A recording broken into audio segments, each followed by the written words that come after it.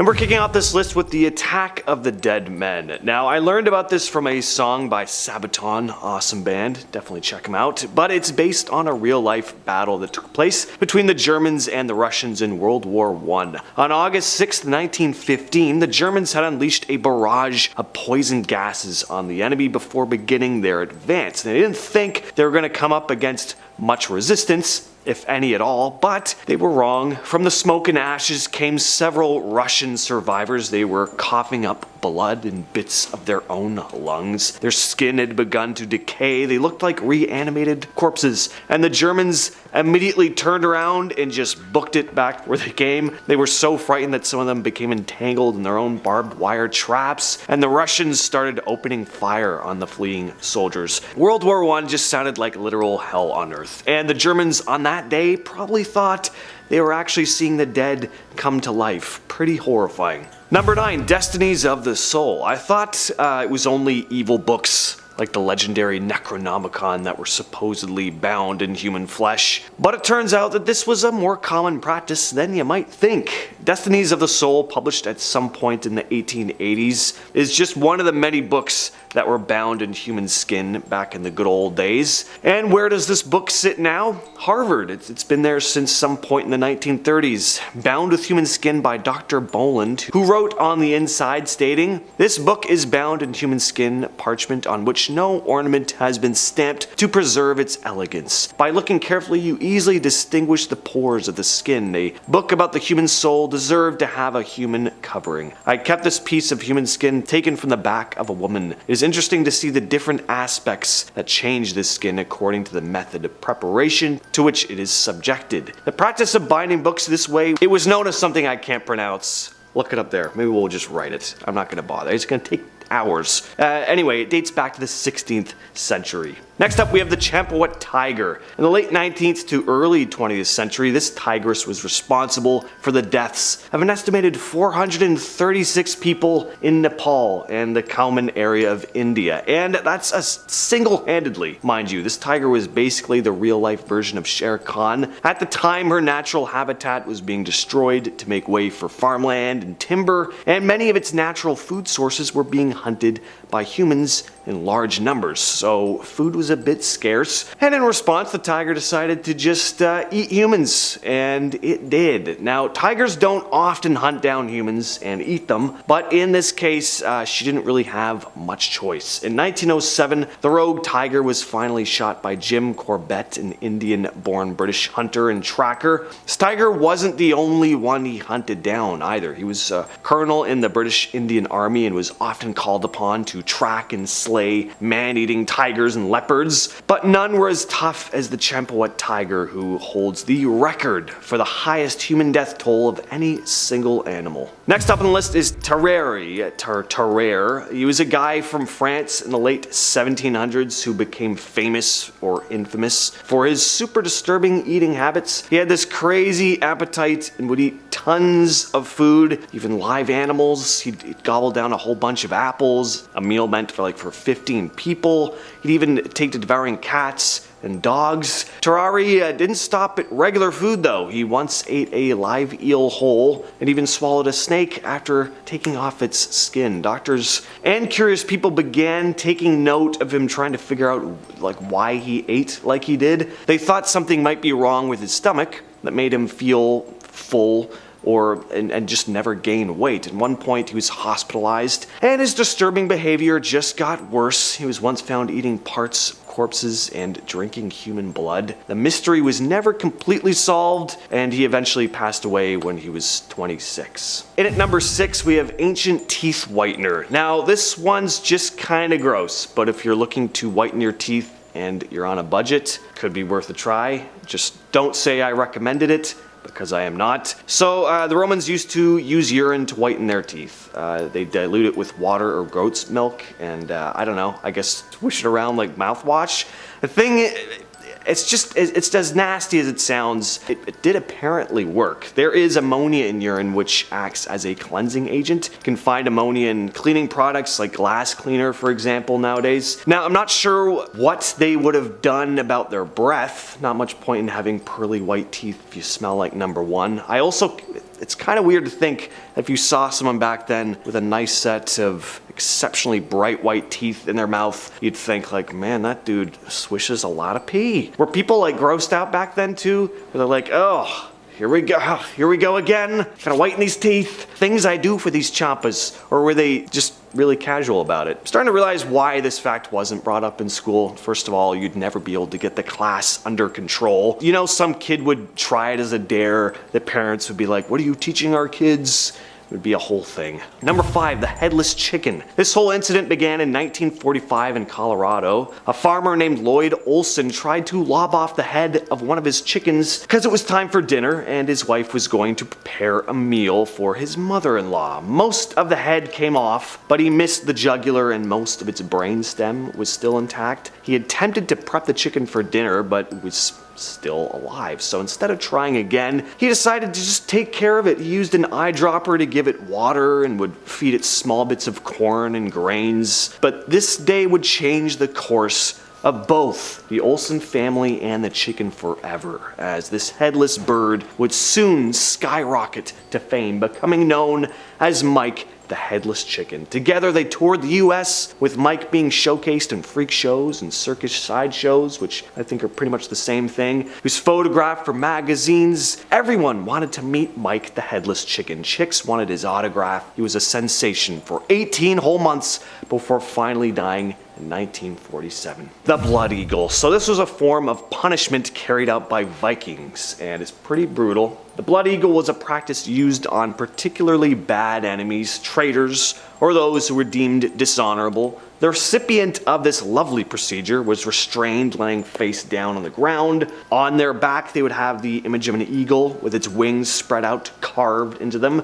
Then the victim's ribs were separated from the spine and kind of splayed out. So in the end, they'd almost have this appearance of wings coming out of their back. And finally, the lungs would be pulled out and like splayed over the ribs, which would kind of flutter in the wind like the wings of a majestic eagle. What a cool party trick. Sounds like a fun time to be alive. Next on the list, we have the tapeworm diet. This was a bizarre weight loss method popular in the early 20th century, which involved intentionally ingesting a tapeworm in the hopes of shedding weight. Advertisements claimed that the tapeworms would consume a portion of the food in the digestive tract, leading to weight loss without altering one's eating habits. Some people looking to lose weight could purchase tapeworm cysts, usually in the form of a pill from dubious sources. Once ingested, the tapeworms would grow and absorb nutrients from the host's food. As they matured, the tapeworms would reach several feet in length. Weight loss was just a side effect of malnutrition, and the body's struggle to absorb nutrients effectively due to, having a tapeworm in their stomach. This was obviously incredibly dangerous. There were complications including abdominal pain and worse stuff. In some cases, of course, life-threatening conditions if the parasites migrated to other parts of the body especially. And the tapeworms couldn't really be controlled or selectively removed once inside the body. And eventually, medical professionals stepped in and began to denounce the tapeworm diet as very risky and ineffective, and eventually the sale of tapeworm products started to decline, thankfully. Number 2, buried alive. Now, this is one a lot of you may know about already, but people used to get buried alive a lot, and not always on purpose. This macabre occurrence stemmed from a lack of medical understanding and limited technology. The 18th century saw especially a rise in cases of mistaken death due to various factors, like certain illnesses, accidents, comas especially. Medical professionals of the era really struggled to accurately determine whether someone was actually dead or not, leading to premature burials. Graveyards became the unintended scenes of horror, as unfortunate folks were laid to rest before they were actually dead.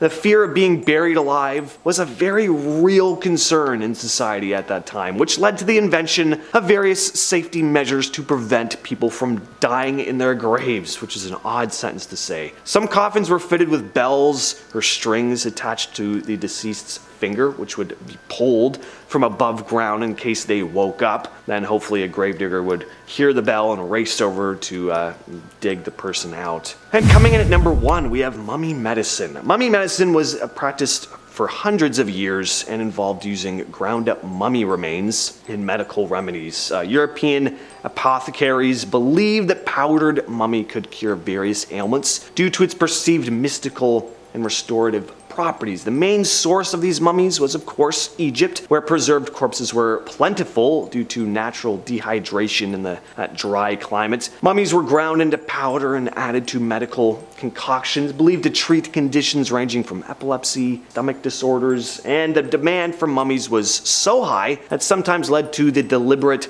plundering of ancient Egyptian tombs. And despite this widespread use, mummy medicine lacked any real scientific basis, and over time, as medical understanding improved, the practice fell out of favor. Starting us off at number 10 is Dan Cooper. Back in 1971, a man who went by the alias Dan Cooper hijacked a commercial plane, and no one has ever been able to find him since. According to those involved, shortly after takeoff, he handed a note to a flight attendant claiming to have a his briefcase. He demanded 4 parachutes and $200,000 in $20 bills, which is the equivalent of like $1.2 million nowadays. Otherwise, he was going to kill everyone on the plane. After the flight landed in Seattle, Cooper released the 36 passengers once authorities had provided him with the money and parachutes, but kept both pilots, 1 flight engineer, and flight attendants as hostages on the plane. From there, he forced them to fly to Mexico City, but somewhere over Nevada, Cooper jumped off the plane with the stolen cash. The FBI launched a massive search that is still considered one of the longest and most exhaustive investigations in FBI history. But Dan Cooper has yet to be found, and I'm sure many agents lost sleep over trying to figure out this case. Moving on to number 9, the West Mesa bone collector. Back in 2009, a woman on a leisurely walk with her dog came across something peculiar.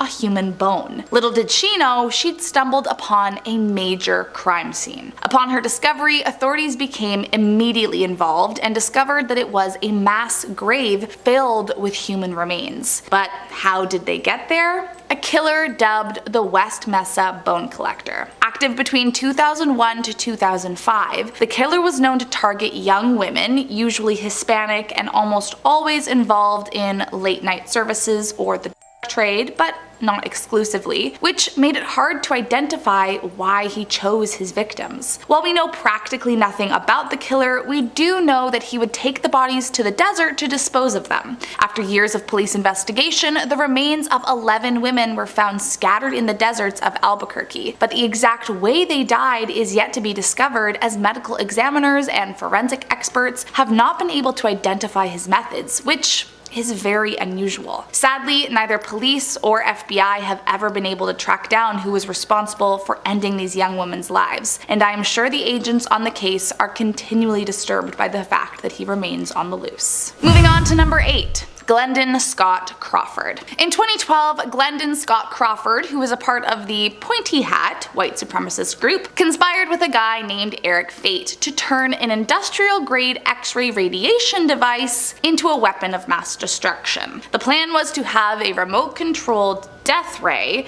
he could use on Muslims in the United States, targeting mosques, community centers, and so on. So Crawford sought assistance from Chris Barker, one of the Imperial Wizards in his hate group. However, what Crawford did not know was that Barker, in an effort to handle his own felony charges, had become an informant for the FBI. This led to another FBI agent coming on the case undercover, and eventually, once there was enough evidence stacked against Crawford's plan to commit acts of He was sentenced to 30 years behind bars. Still, I can only imagine how disturbing it must have been for those undercover agents to be in the same room with such a disgusting man. Moving on to number 7, Richard Trenton Chase. Often referred to as the Vampire of Sacramento, Chase was a truly terrifying killer who took the life of 6 people in just 1 month back in 1977. Before he turned to human victims, Chase would capture animals and bring them back to his apartment to kill and disembowel. From there, he would eat them raw, sometimes mixing them with Coca-Cola in his blender. Then in 1973, Chase was forcibly admitted to an institution after being taken to emergency for trying to inject rabbit's blood into his veins. While in the facility, he was diagnosed with paranoid schizophrenia and became known as the Vampire, as he all too often killed animals and drank their blood. But by 1976, he was deemed no longer a threat to society and released back into his mother's custody. Tragically, she began weaning him off his medication, believing he didn't really need it, and once again he slipped into old habits. But this time it wasn't birds and rabbits Chase was harming, he was breaking into homes and killing people before treating them just as he did his animals. Eventually he was put on trial for his 6 victims and a jury ruled him guilty, rejecting the defense's attempt that he could not be tried due to insanity. Chase was sentenced to death but ended up taking his own life while behind bars before his execution. Coming in at number 6, Daniela Green. Born in Germany, Daniela moved to the US with her family before she was hired as a contract linguist for the FBI in 2011. While working at the FBI, they made use of her bilingual skills and ended up assigning her to a German terror criminal known as Individual A at the time. Through research, Green discovered her subject was a former rap artist named Dennis Kuisbert who had joined, that group, and over time, Green found ways to correspond with Kuisbert. However, in a shocking turn of events, their relationship turned romantic. Soon Green made secretive plans to fly out to Syria and meet him, and within hours of her arrival, the two got married. But it didn't take long before she realized what a mess she found herself in and ended up emailing an acquaintance for help. Within 5 weeks, American authorities caught up to her. Green was arrested and returned to the US, but was released after only 9 months in jail, and the FBI spun her involvement with Kuisbert as that of an unsuspecting linguist duped by a conniving criminal. Still, I can only imagine how disturbing it must have been for everyone involved, knowing that one of their own had double-crossed them and married the literal enemy they were trying to take down. Next up at number 5, Robert Hansen. Known in the media as the Butcher Baker, Hansen was an extremely sick killer who quite literally viewed his victims as prey. In his adolescence, Robert was an awkward and shy boy who had absolutely no luck with girls. These early rejections festered into a deep hatred for women, for which he later would seek revenge. As he got older, he began finding solace in archery and hunting, and would routinely spend his time perfecting his craft alone in the woods. Then in the early 1960s, he began seeking revenge, at first by committing arson on his high school property, but then soon turned to seek revenge on women specifically. By 1971, he was kidnapping and taking advantage of women, but not yet killing. He was charged and sentenced to 5 years for his crimes, but after just 6 months was released on a work program. After his release is where it really got scary. He began kidnapping women and escorts, taking them back to his apartment where he would do awful things to their bodies, before flying them out to secluded areas in the wilderness and telling them he was going to hunt them down and kill them.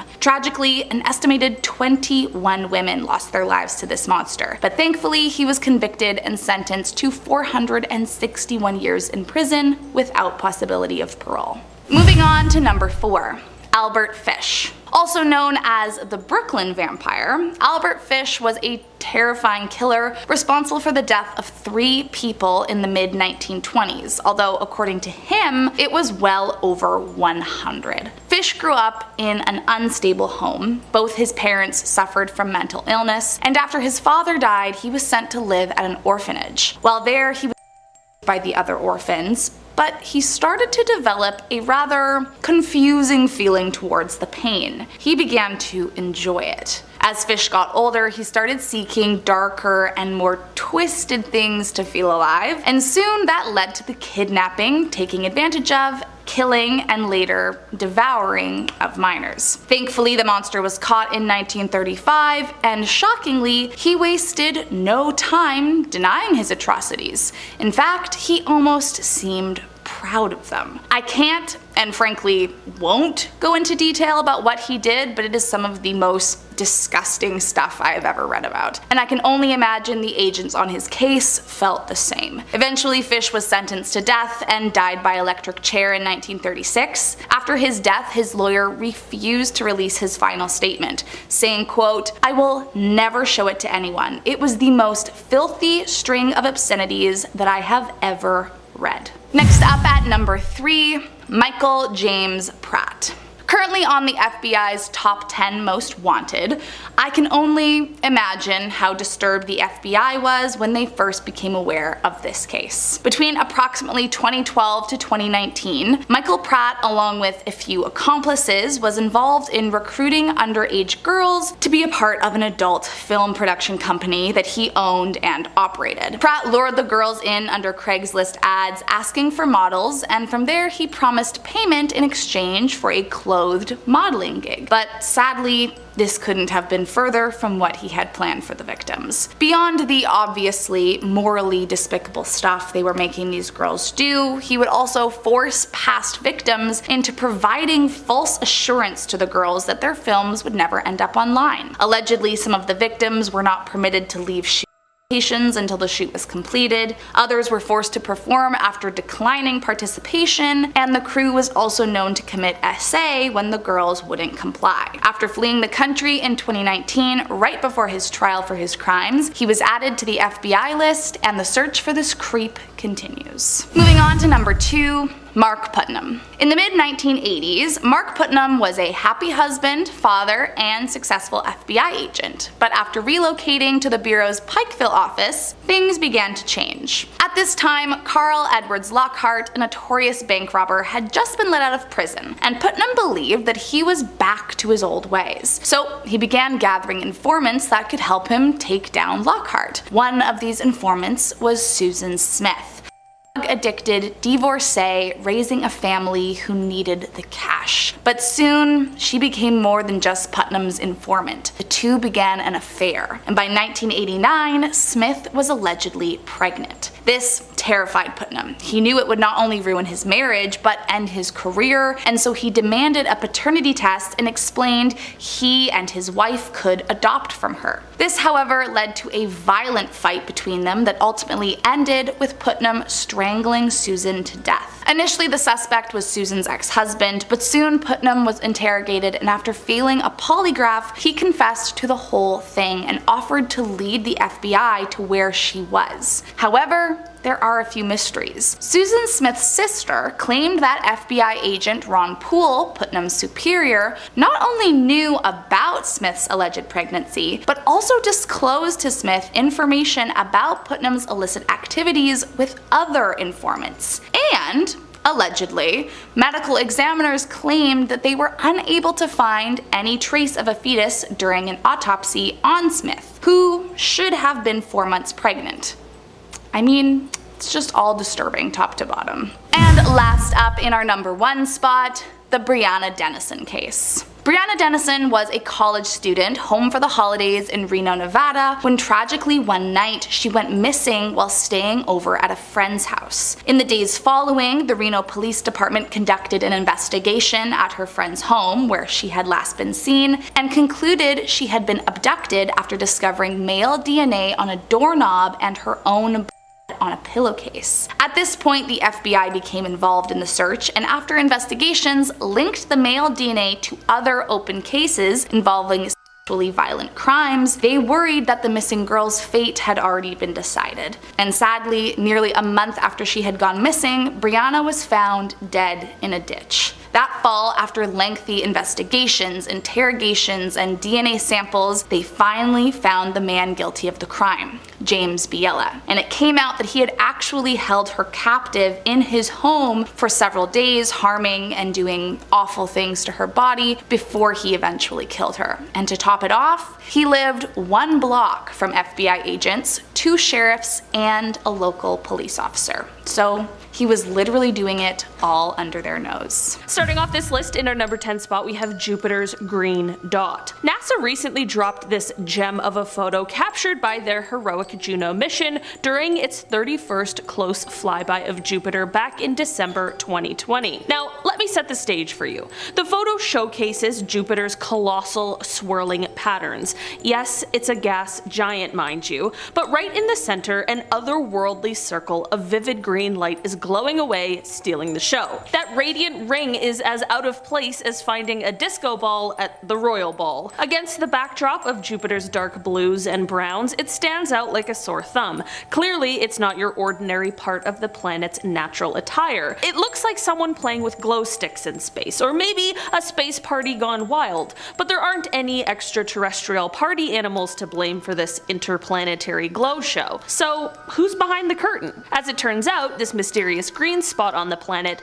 just might be a bolt of lightning striking near Jupiter's North Pole. We know that here on Earth, lightning dances in the skies thanks to our water clouds, illuminating our world with its white-hot flashes. But on Jupiter, things get a tad more frightening. Lightning prefers to show off its skills in clouds infused with an ammonia water solution, and it tends to throw its electrifying parties mostly around the planet's polar regions. This green spot just might be coming for the title that the infamous red spot holds. In our number 9 spot today, we have space roar. You would think that space is silent, right? I mean, it's a vacuum, so it should be, but that is not the case. It is said that the entire universe is alive with sound, and there is a thing called space roar. Space roar apparently isn't an everyday sound, and is rather these strange radio signals that scientists have detected throughout space. These signals are so loud that they are able to drown out other signals, which can be quite annoying for the scientists who are trying to study and learn. While we know what the sound is, we don't know where it is coming from. Apparently, some people believe it was coming from the leftover radiation from early stars,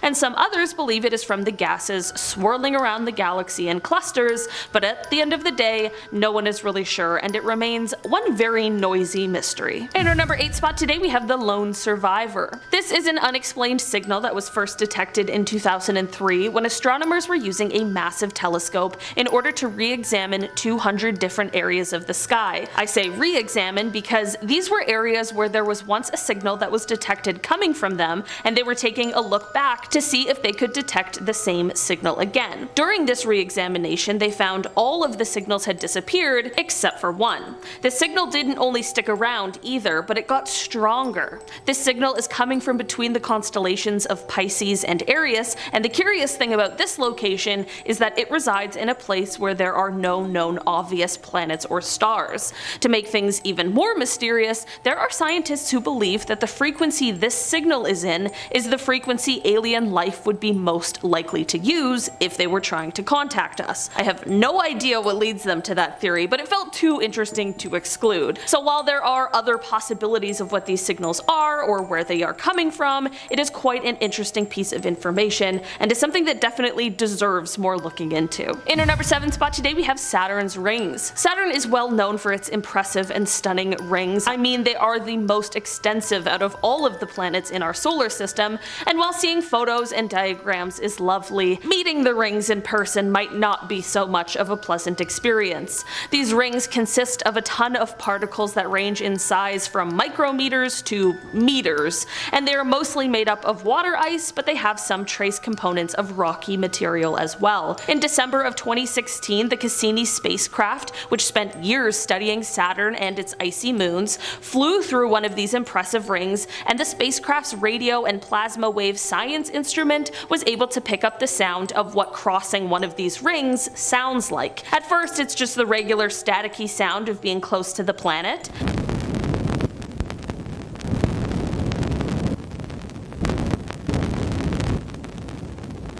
But then as the crossing happens, things get a little louder and a little more rocky.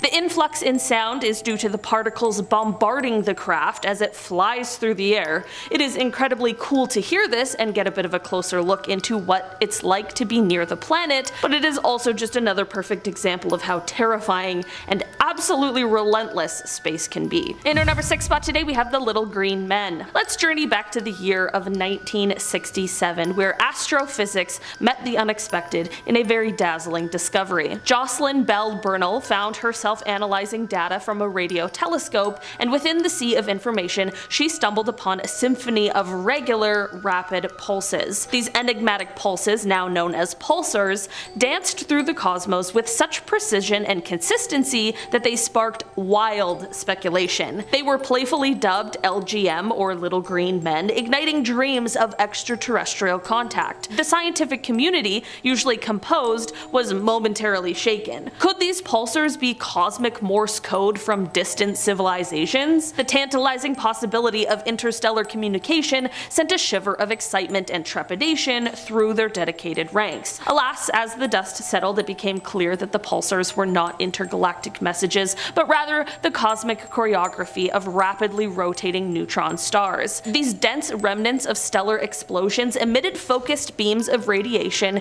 creating a rhythmic celestial light show that captivated our human minds. In our number 5 spot today we have the Black Knight satellite. This story begins in the intriguing era of the 1950s, where tales of a peculiar satellite lurking in Earth's orbit began to captivate the collective imagination. Dubbed the Black Knight satellite, this alleged extraterrestrial artifact has remained an enigma feature in the annals of cosmic lore. It is said to have been associated with perplexing radio signals that curious amateur radio operators claim to have intercepted. These signals, like whispers from the great beyond, hinted at a presence beyond our terrestrial realm. As with any enigma, skeptics emerged, attributing these signals to mere earthly influence or technical glitches. However, the allure of the Black Knight satellite endured, its mystery captivating those who dare to question the boundaries of our cosmic knowledge. Conspiracy theories have blossomed, weaving intricate narratives around this enigmatic satellite. Some speculate that it is a remnant of an advanced alien civilization, an extraterrestrial sentinel silently observing our planet. Others ponder its purpose, wondering whether it holds hidden knowledge or cosmic secrets that could forever alter our understanding of the universe. In our number 4 spot today we have the solar system exit. What we are about to listen to isn't a real-time space recording, but it is an audiograph of the Voyager's plasma wave science observations that spanned several months between 2012 and 2013. The readings are important because this is the first time when scientists believe that the Voyager left our solar system's heliopause, making it the first human-made object to leave our solar system. It's a huge step for science and space exploration, but the sounds that accompany it are anything but comforting.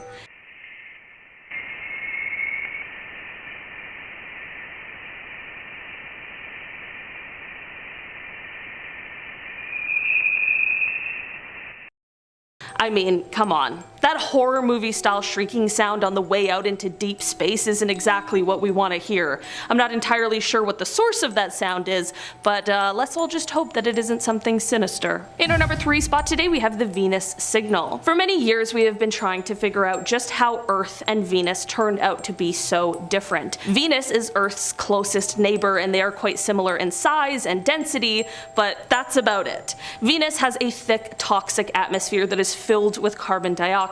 There are thick yellow clouds of sulfuric acid that trap heat on the planet, which has caused temperatures that are hot enough to melt lead on the planet. It's the hottest planet in our solar system, and it's not even the closest one to the sun. This is all exactly why, during a brief swing by Venus, when NASA's Parker Solar Probe detected a radio signal that was signifying that the spacecraft had flown through the planet's upper atmosphere, it was exceptionally interesting. This was the first direct measurement of the atmosphere of Venus first in about 30 years, and it showed that it was significantly different from before. A new study published showed that Venus's upper atmosphere undergoes some very interesting and very confusing changes over a solar cycle, which is the sun's 11-year activity cycle. This could potentially give us clues as to how and why the Earth and Venus are so different. Because of the harsh climate on the planet, spacecrafts have only been able to survive at most for a couple hours there, so there's still so much mystery surrounding what exactly goes on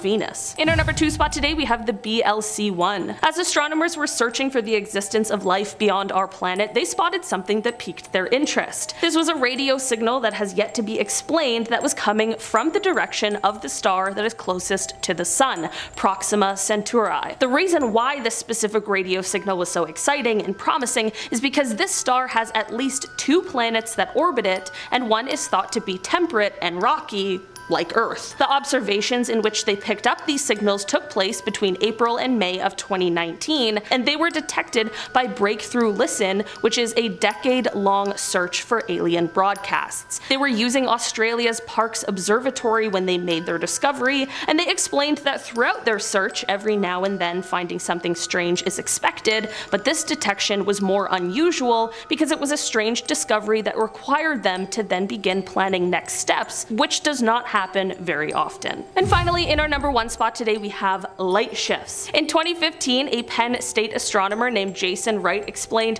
that there were pretty erratic and spontaneous shifts in the light that was coming from a star that was newly discovered. This star sits about 1,280 light years away from us on Earth, and these shifts were very similar to as if something was passing in front of our view of the star briefly before passing through. Scientists weren't able to connect this to any exoplanets or anything like that, which we could understand, and this is what led Jason to quite an interesting theory. He stated that it is possible that the shifts are caused by massive objects passing in front of the star in a kind of orbit, like an array of massive satellites, or a similar kind of structure, like the type of thing that would be produced by an intelligent or civilized life form.